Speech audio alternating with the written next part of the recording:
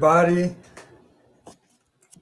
Glad to be here with you all again for our monthly presentation of the book, The Mechanics of Mediumship. Esteban is going to have some problem in his internet, so we are going to start, okay, while he is trying to fix the problem. So let's start with our initial prayer. Let's raise our thoughts to God, thank Him for this opportunity to be here again, studying Spiritism, and in order to understand better the meaning of our lives. And let's thank Jesus also for the opportunity to be reunited here in His name.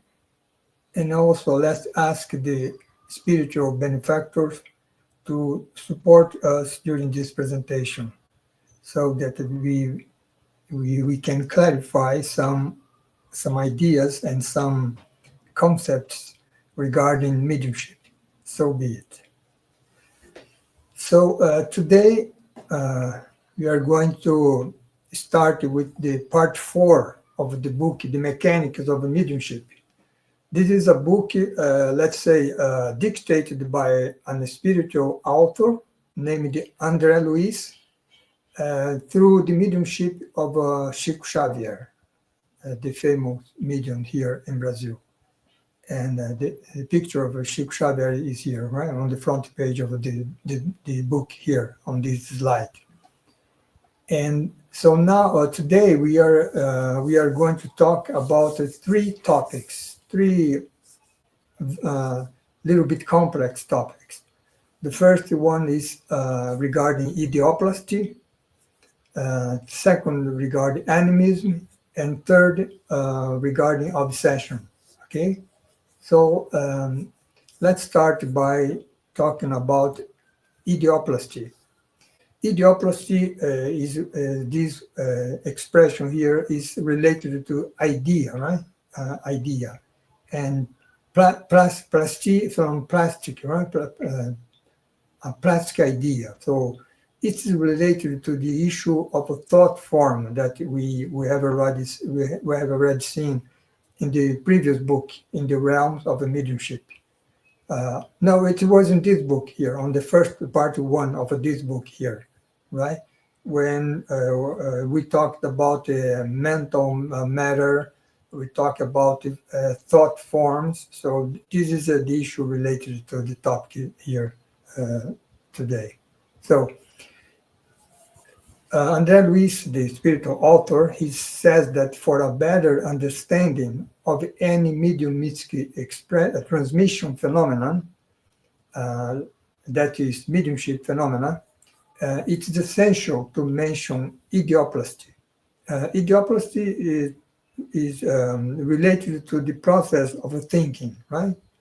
So this is a process, André Luiz says, through which thought can be materialized, creating forms that are often of a lengthy duration, more or less lengthy, depending on the effort and time that we dedicate to such a thought, right?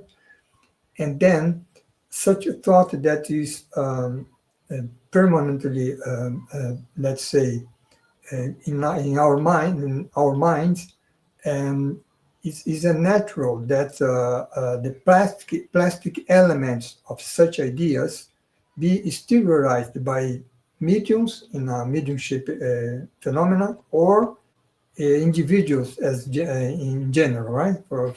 Meaning that all of us, through our thought, we can, let's say, creating such thought forms. So that is the process called idioplasty, right? To let's say, to produce a thought form. And such ideas or thought forms, they take part in the mediumship experiments. And this may lead to a spontaneous problem, André Luiz says, the solution of which requires discernment. So what André Luiz is trying to explain here, we must imagine a mediumistic meeting, right? We have there the medium, we have there the spirit, the discarnate spirit, which is going to, let's say, participate in the mediumship phenomena, mediumistic phenomena.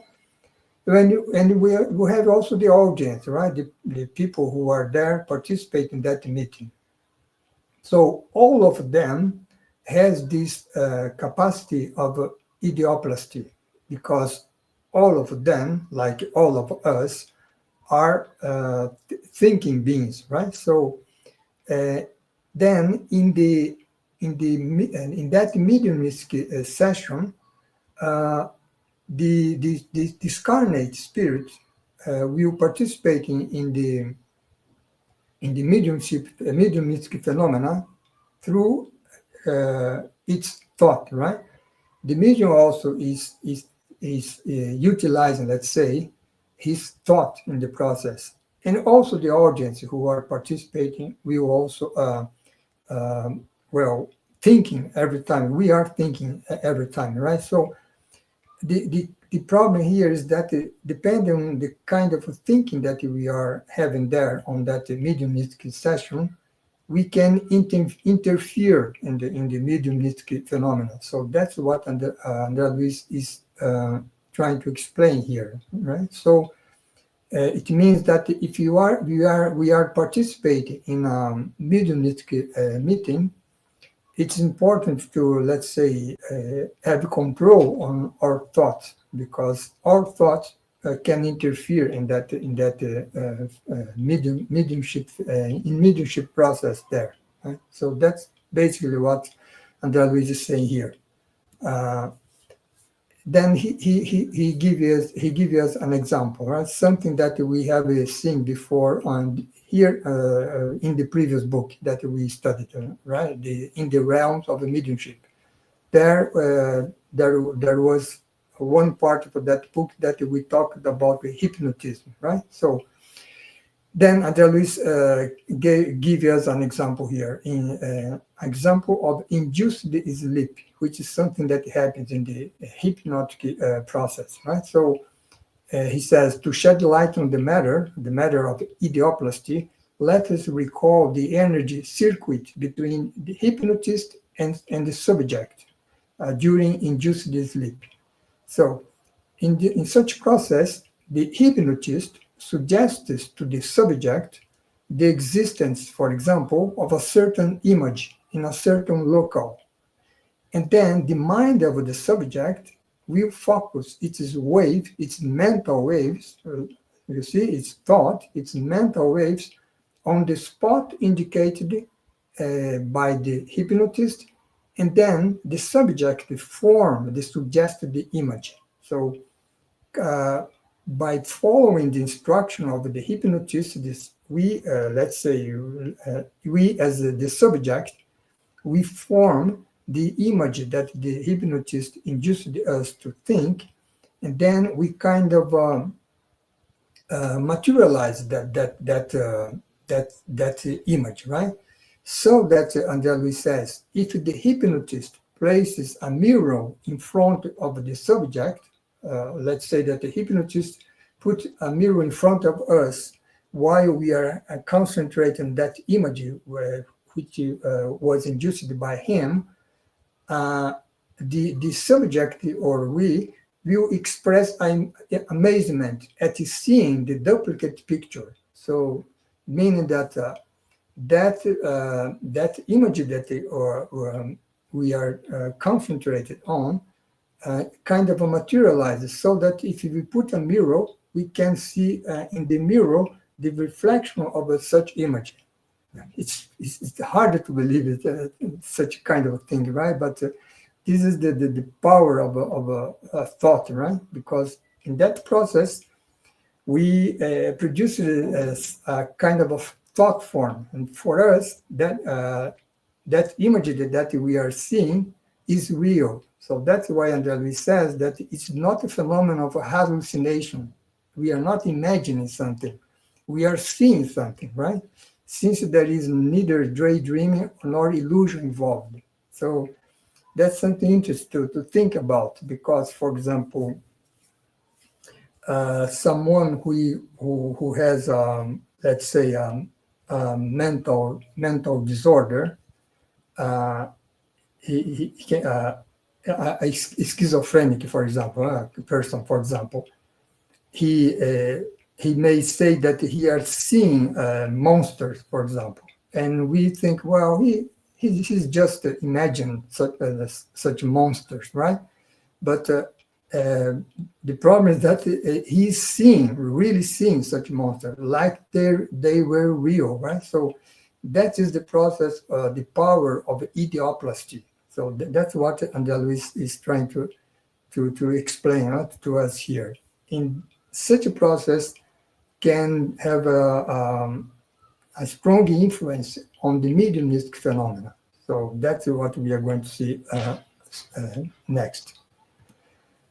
For example, so here we have the issue of idioplastic interference in a mediumship process, right? So let's imagine that the spirit, this discarnate spirit, during a regularly controlled session, a mediumship session, and which is involving ectoplasm, right? So ectoplasm, as we saw before, is a kind of a substance that comes out from the medium's orifice, right?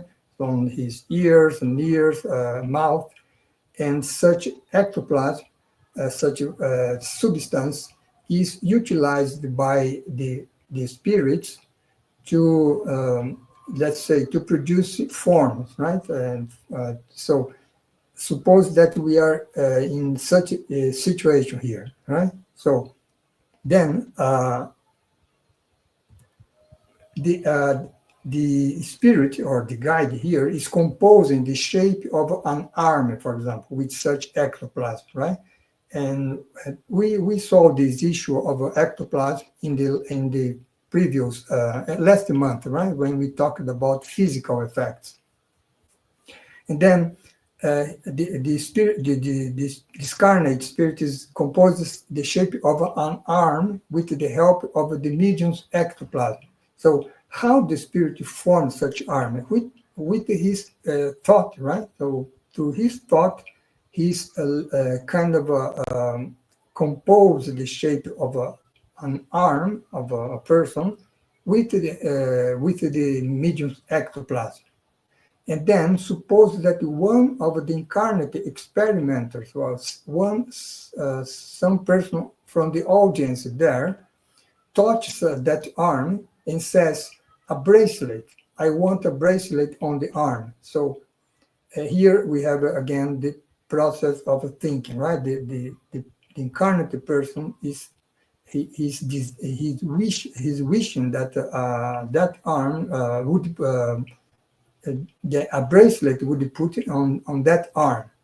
And then what happened? The medium's mind, is also participating in the process, and then the medium's mind starts to obey the human investigator, the incarnate person there, right?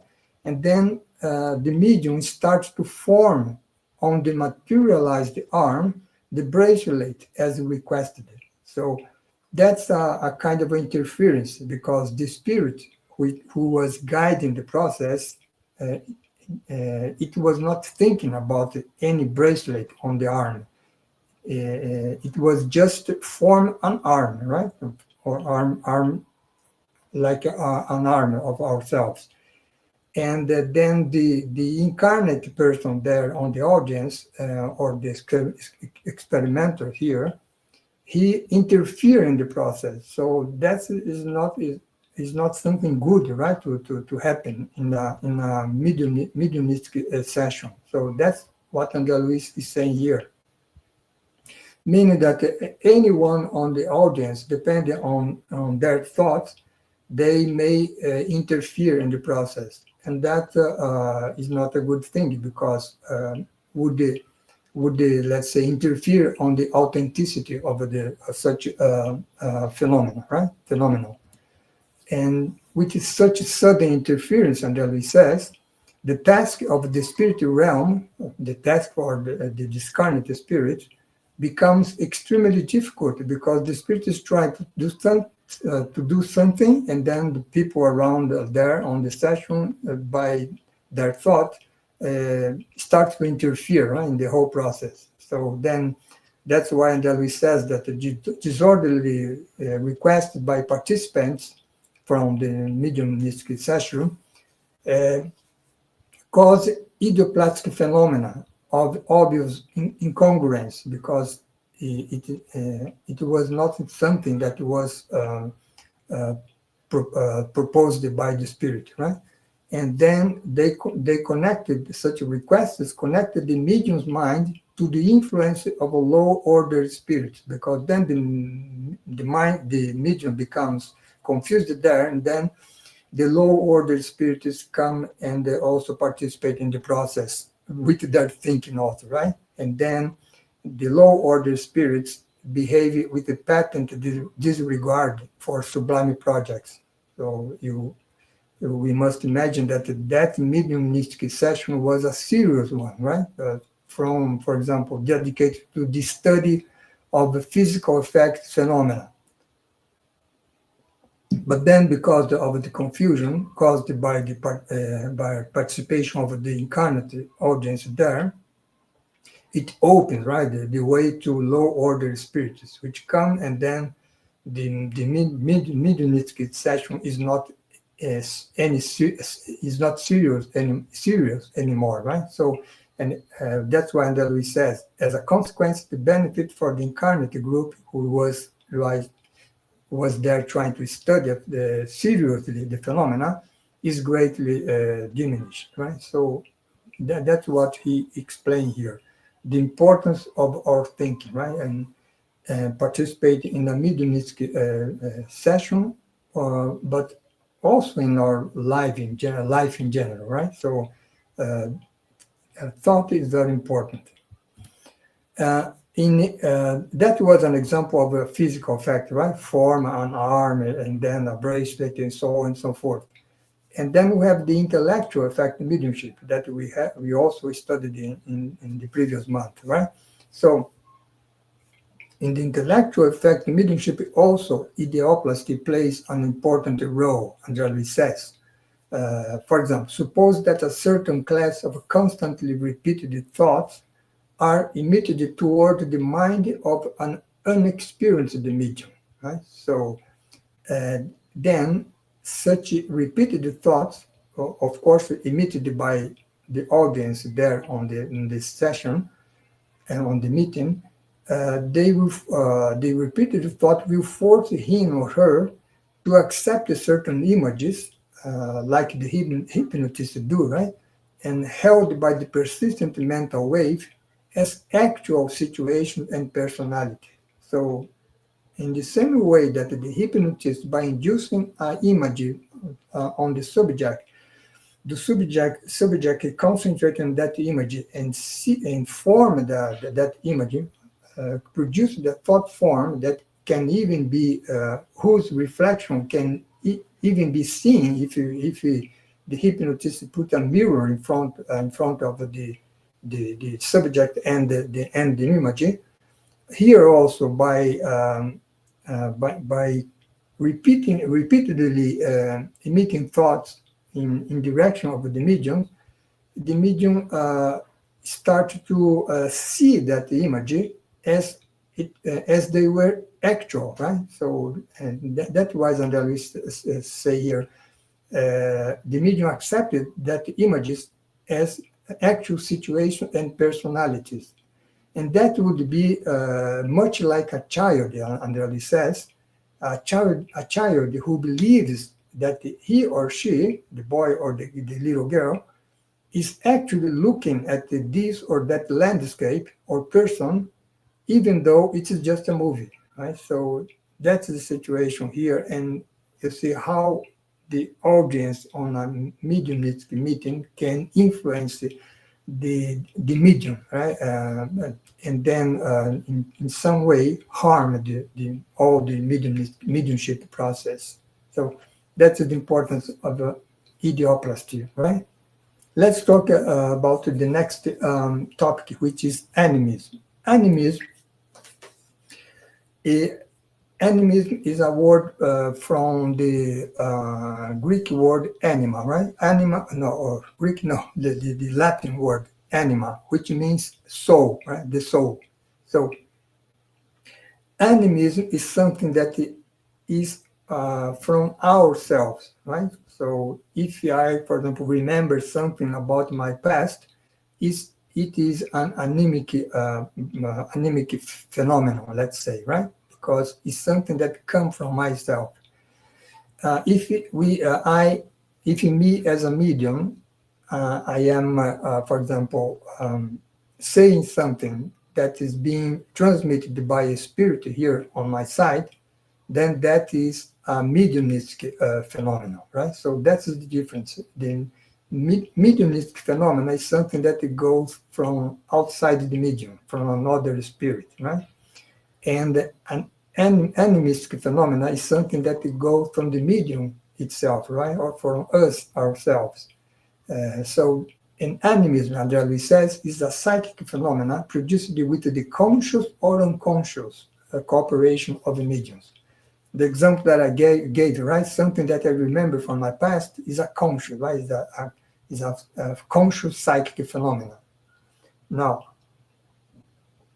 when I act as a medium, normally such psychic phenomena is unconscious because as a medium, I am in a trance state, right? I'm not aware of myself during that process. And so then Andrea said that up to a certain point, all of us as incarnate individual, we share the senses that characterize the discarnate individuals. Because we talk about the discarnate individuals, discarnate spirits, but we also are the spirit, right? The difference is that we are incarnate in a physical body, but as the spirit has its perispirit, we also have our perispirit, and on top of that we have our physical body, right? So because of the same nature, let's say, we can share the senses that characterize the discarnate individuals. But for that purpose, we must be in some way disengaged from our physical body, right? So, meaning that when we are disengaged from our physical body, for example, when we go to sleep every night, then we as a spirit with our perispirit, we can go anywhere, right? So, and then in that situation, we are just like an discarnate spirit, right? That is just the situation where we disconnect from our physical body, and then we go free, right, from our physical body. So that is that. But every night we are in some similar way, right? And the only difference is that while we are sleeping, we as spirit can go anywhere, but also connected with our physical body by let's say magnetic cord, right? So that's the difference. And then we possess faculties acquired on the long road of experience, whether on the earthly arena or the extra-physical plane. What Andrea is saying here that such a long road of experience are all the incarnations that we have already on the past, right? From all the experiences that we accumulated from thousands of incarnations that we have before is here on our deep consciousness, right? So such faculties, when we disengage in that situation, that we disengage ourselves from our dense body, we can proceed as an intelligence disengaged from it, or meaning that we can disengage, we can proceed just like a discarnate spirit, right? And in that situation, we can, for example, when we are freed from our physical body, we can even remember, have some visions of our past lives, something that we cannot do, or we cannot have when we are here on our physical body, right? But disengaged from our physical body, we can have it. So we will see an example soon. We saw actually one example in the previous book. We will remember here, right? So we as mediums, disengaged from our body, we can obey the dictates of the discarnate spirits as an agent that is more or less faithful to their desires. So that is the role of a medium, right? A medium normally, he or she disengaged from his body, then disengaged from his body, he get in contact with the discarnate spirit, receive the message from this discarnate spirit, and then utilizing his own physical body, he transmits that message, right? Either speaking or writing, right? And speaking is what we call the psychophony, right? Writing is what we call psychography, right? So that's what in this is also is animism, because the medium is disengaged from his body, is acting by himself, right? So that is a situation here, mediumship and animism. So let's see another situation, obsession and animism.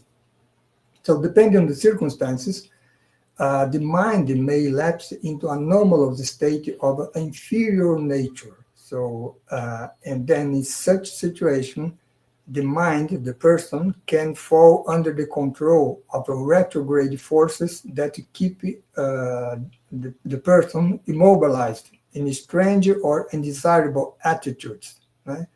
And then at mediumnistic meetings, such person can be found immersed in complex emotional states as if personifying other entities. But actually, he's not personifying any other entity, but he's personifying himself. Actually, he's personifying something from his past lives, okay? So, despite being under the subjugation of a discarnate, they are expressing their own egos emerging from their subconscious. So let's remind here, an example that I gave you on the previous book, in the realms of mediumship. The topic was emerging from the past, right? So that was a situation where Andrea Luis, the spirit, were there on a spirit center here on Earth, and in a group presided by the person here, Raul Silva. And then in that spirit center, there was an audience here of the incarnate people who was there to be assisted by the spirit center. And then one of a woman from the audience, an afflicted woman, Jelly says, fell into convulsive tears, explaining, "Help me, somebody, please help me," right? So, and then he was pressing her chest with her hands and adding in a moving tone, "Coward," as she was talking to someone, right? "Coward, why stab a defenseless woman?" So she was saying that someone had stabbed her, right?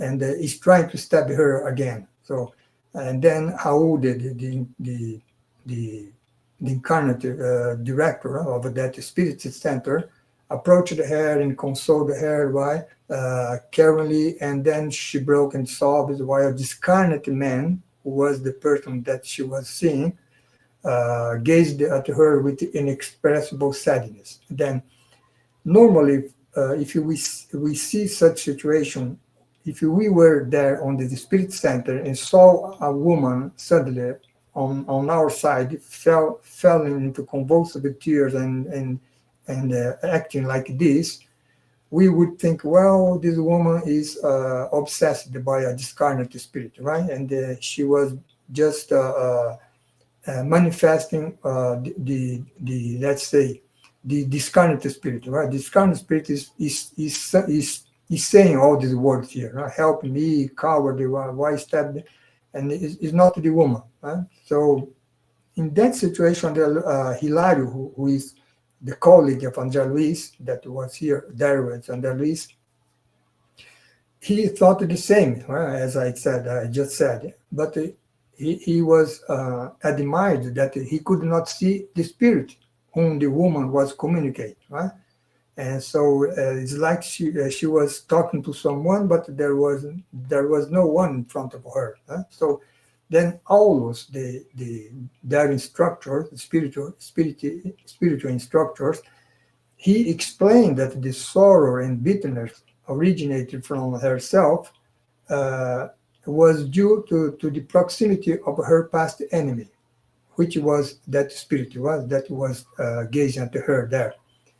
And because of the proximity of her past enemy, it raised in her a memory from a past life, right? So that's because Paulo says she was reliving a dolorous experience that took place in a city in the old world last century, meaning in Europe, right? Some centuries ago. So that situation here, this is animism, right? So the woman was expressing something that looked like mediumnistic phenomena, but it was not. It wasn't, right? It was an animistic phenomena. She was not expressing something from someone else, but she was expressing something from herself, from her past, from her past life, right? So that is animism. So in such case, André says, the person needs a disobsession process, right? So they like that woman, they are suffering spirits, just like any other that manifest themselves in animistic phenomena, requiring enlightenment and help. So saying that, meaning that in that case, the woman must be assisted there at the spirit center. And genuinely fraternal assistance, we adjust their mental waves, or that woman waves in this case, and this assistance will extend also to the her past life companions, which who was the spirit there, right, gazing at her. And such obsessed persons must be welcomed, generously hypnotized as they are by forces that control them spiritually from afar. So, because by the proximity of that enemy from the past, memories from the past come to her conscience, and then she acted like she was hypnotized, right, by such forces from the spirit. So that's the animism issue. And also, we have this topic here, animism and criminality, because if we have our past, if we have all our past lives, we can have done good things or evil things in the past, right? So suppose, and then what André is explaining here is that mental alienation or mental disorder and criminality most often express a mental descent into memories of past struggles, right? So what he's saying here is that supposing that I was a murderer, right, in a past life. So now in the present life, depending on the situation, I can like André says here, descend into memories of that past, and then that tendency that I have of a murder someone, I can feel it again in this life.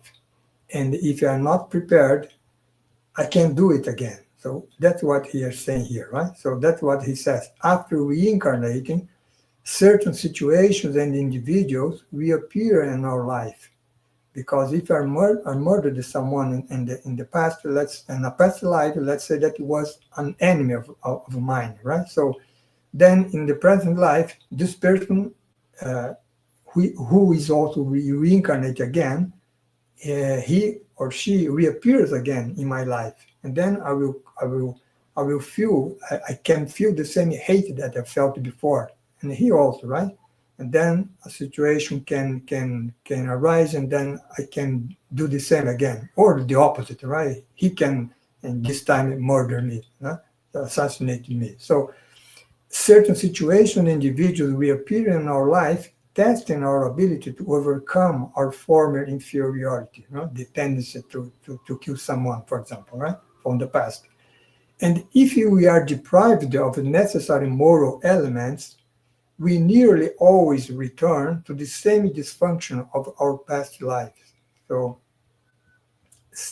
here we have the situation, right? In the we always see in the spirit center task that we have there of this obsession, right? So a person there on the past life, let's say, now in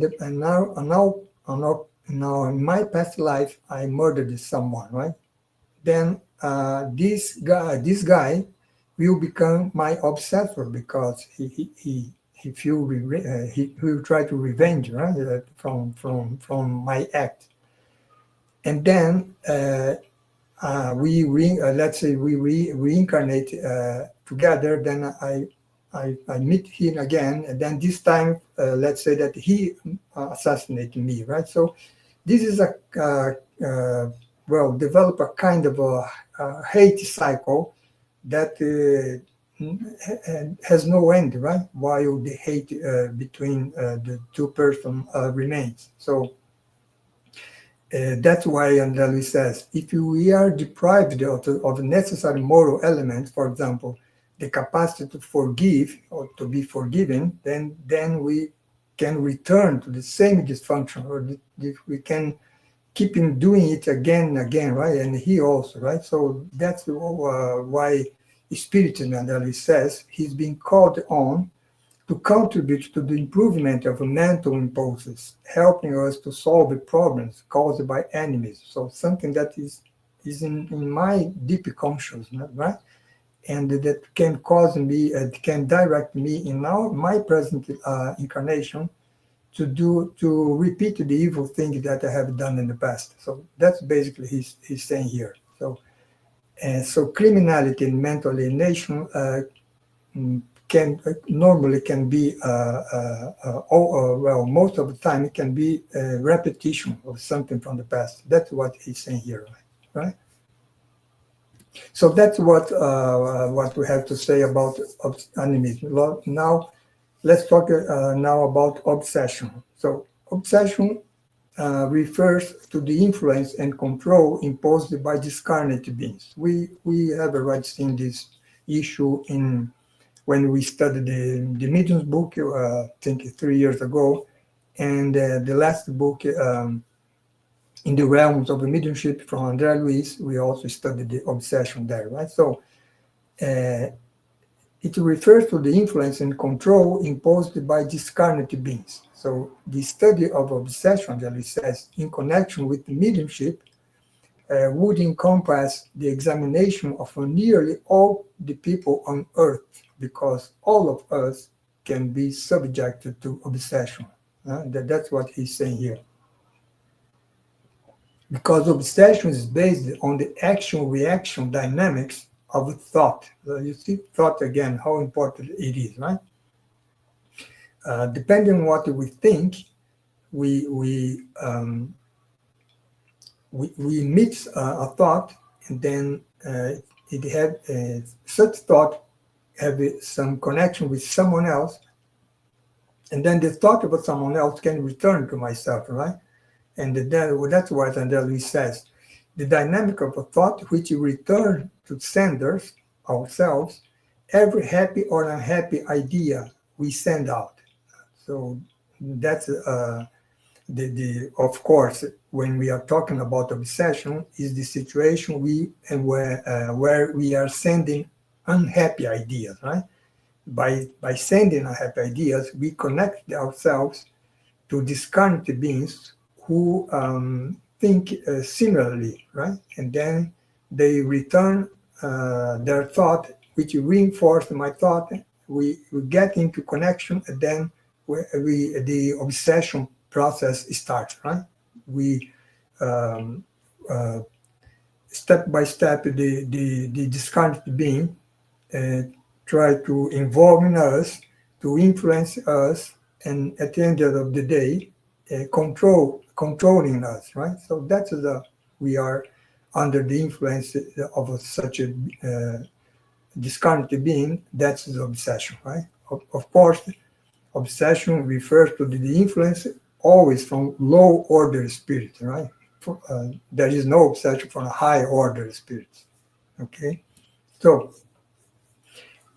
so that as long as the spirit, which means we right, we ourselves, does not to strive to evolve, uh, the spirit is it is a fact that it will suffer in its physical body the fruit of its wrong, right?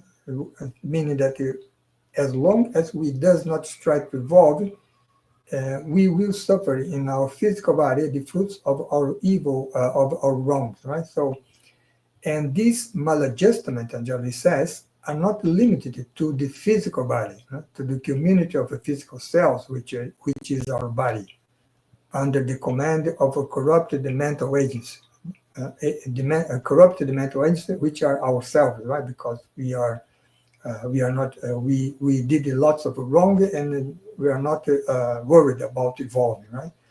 And then besides the affecting our physical body, it's also impacted our spiritual body, our perispirit, and then it is through the spiritual body reflect on our brain, huh?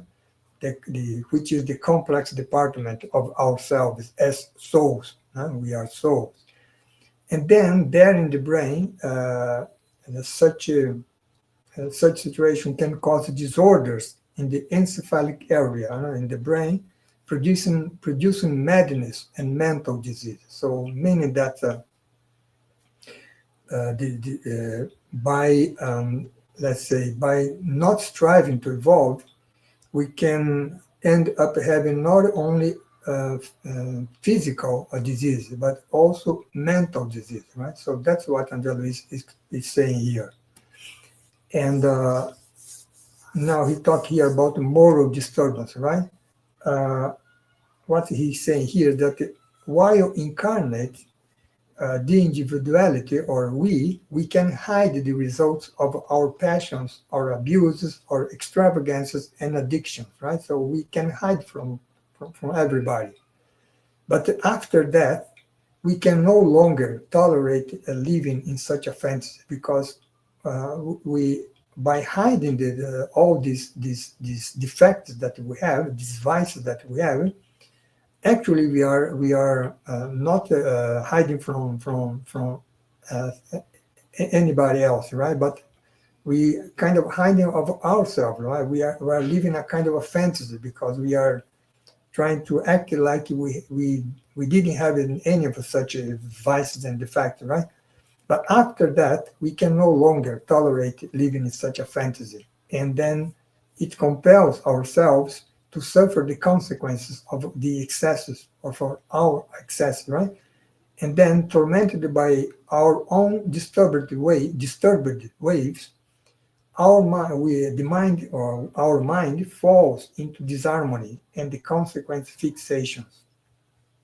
So, meaning that after that, we start to let's say our mind falls into disharmony, fixations, and then it consolidates the inhibitions, until it says that in a future existence will dominate our personality as morbid factors, right? So that explains why, for example, in our present incarnation, we have, for example, some tendency for some kind of a disease. For example, we have another tendency to some kind of a mental disorder. So that's something that was fixed in our mind while we are there before we incarnate, right? So that's what he explained here.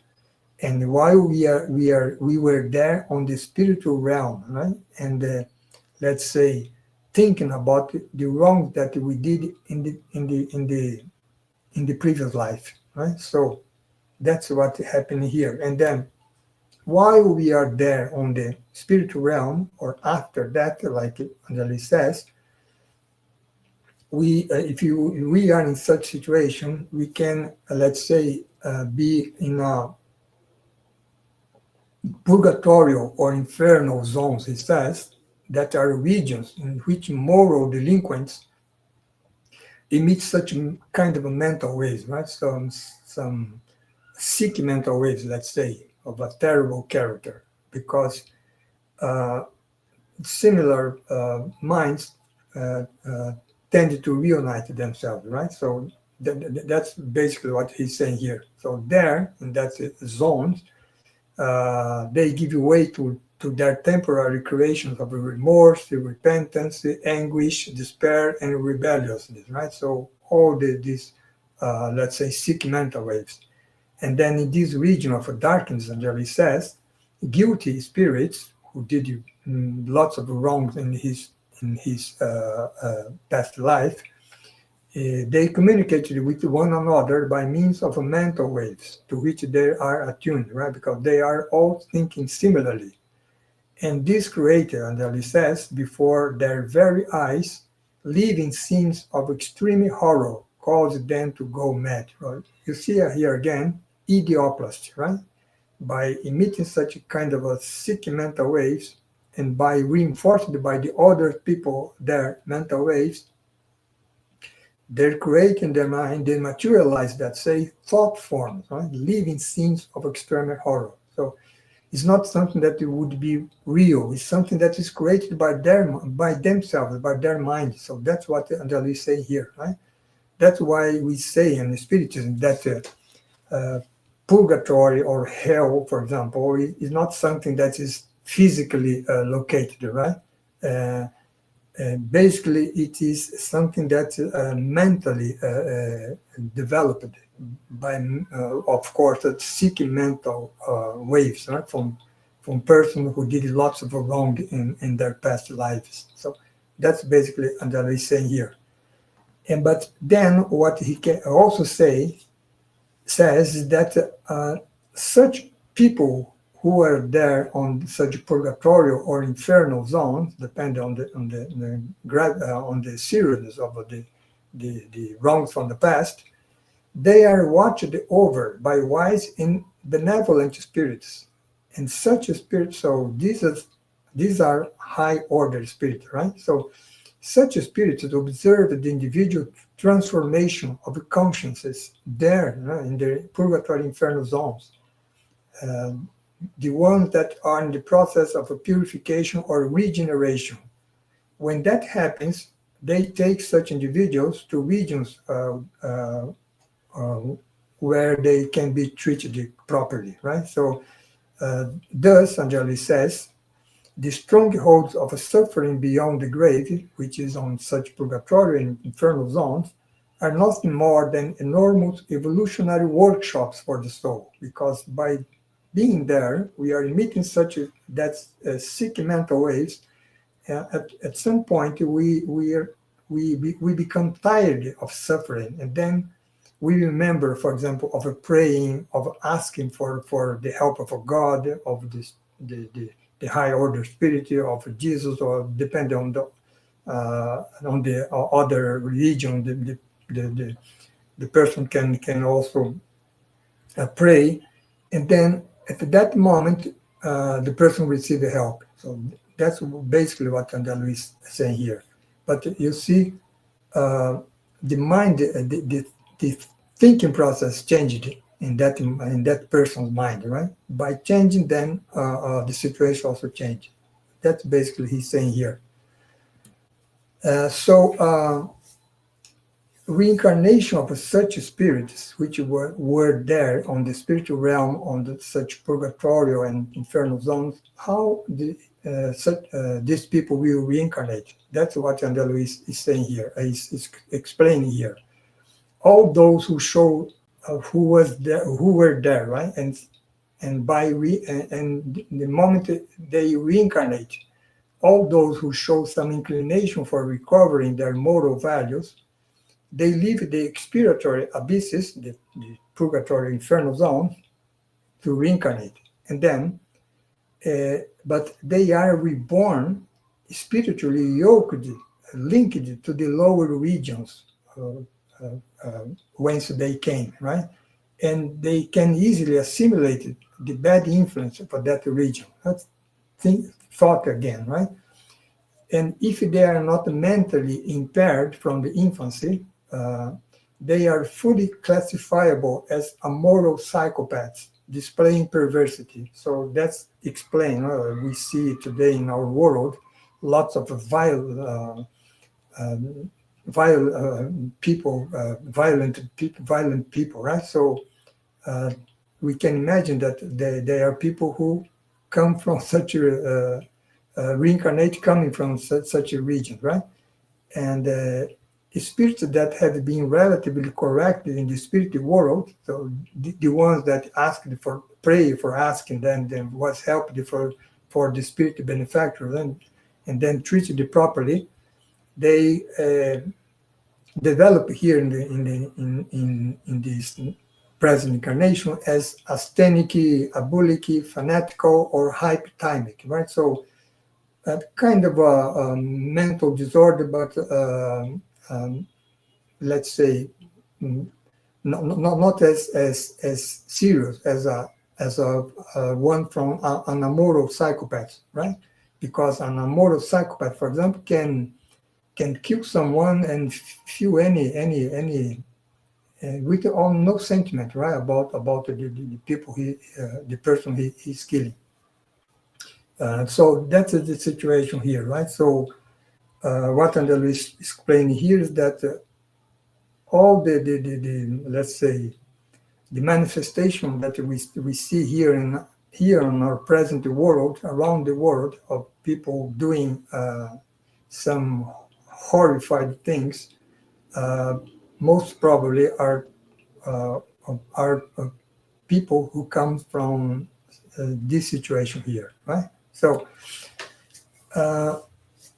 that's why we have the strong task and an important task at the spirit center, because such persons, such people, if they are directed to the assistance of a spirit center, they can be, they are mediums, of course, right? Because they are here incarnate, but they are connected to the lower regions where they came from, right? So in this situation, in the spirit center, they can be assisted, right, properly. And because as mediums, they exteriorize the corrupted mental waves that sustain the dysfunctions of their physical tools. Remember that it's such mental waves not only leads them to act let's say, accomplishing evil actions, but also they affected their physical and mental body, right? So, and then waves by which they collected the thoughts of a low-order entities, because they are as mediums that they are, that remain attached to them in the spirit world's lower zones, where they came from, right? And then they are bearers of the corruptive forces that must be opposed with the necessary moral intervention. That's something that we do in the spirit center, is that we call the disobsession process, right? Where we treat not only the incarnate being, a person, but also the obsessed, right? The discarnate entities who are obsessing him. So that's what the important task that we have in the spirit center. Then, just to finalize, so that's why a large percentage of humans bear with themselves, the roots and links of communion with our dark past, right? So through such roots and links that we have with our dark past, we are susceptible to suffering the strangest process of hidden obsession. Hidden because we do not are conscious of obsession that we are going through, right? So, and then influenced by, for example, low order spirits.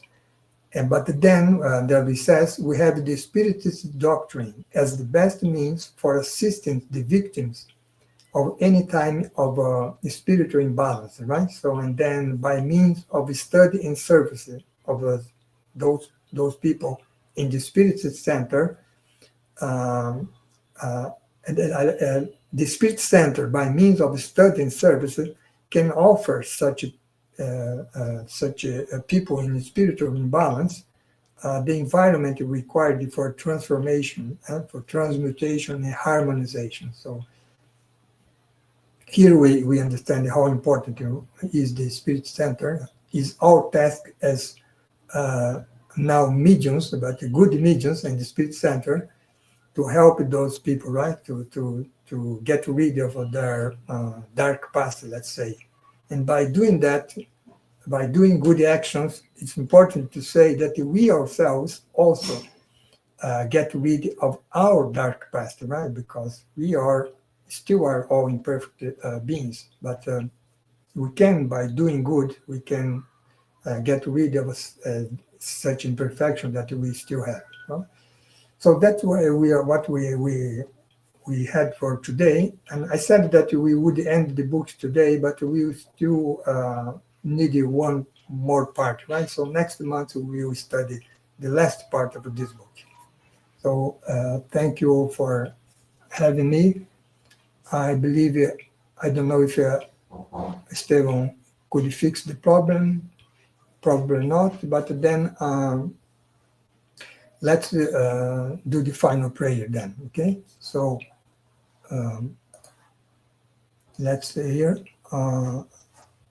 okay, Eduardo, José Bonifácio, okay, good afternoon. Pachi was waking us last Tuesday.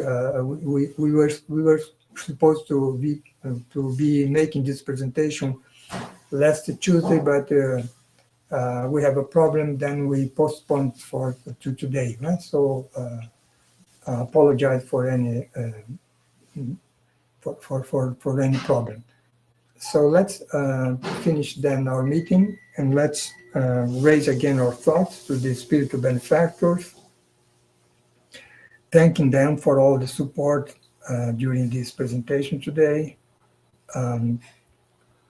to where we can understand a little bit more about the mediumship phenomena, and then to understand better how we can deal with such issues in our lives. Let's also thank Jesus for this opportunity and the support that he always gives us in our effort to study Spiritism. And finally, let's also thank God, the Heavenly Father, by the gift of our present life. So be it. So thank you for again, and see you next month by the 18th of November, okay? We will see the last part of this book. Thank you.